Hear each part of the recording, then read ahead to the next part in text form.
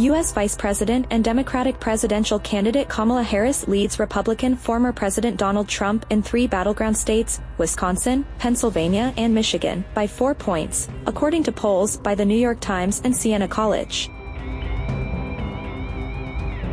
Harris is ahead of Trump by 4 percentage points in those 3 states, 50% to 46% among likely voters in each state, according to the surveys conducted from August 5 to 9th.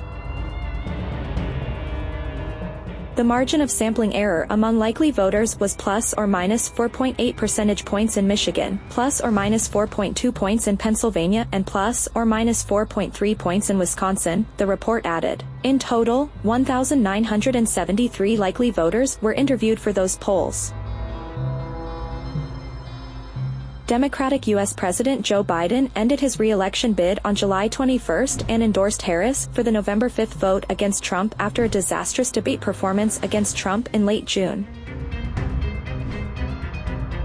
Harris's takeover has re-energized a campaign that had faltered badly amid Democrats' doubts about Biden's chances of defeating Trump or his ability to continue to govern had he won.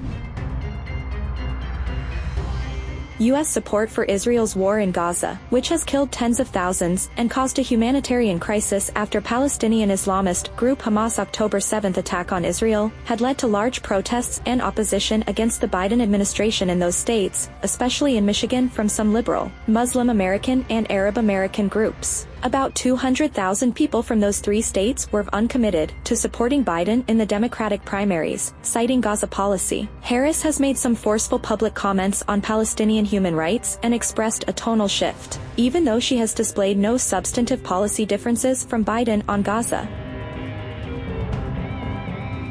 Polls showed that Trump had built a lead over Biden, including in battleground states, after Biden's debate performance, but Harris's entry to the race has changed the dynamic.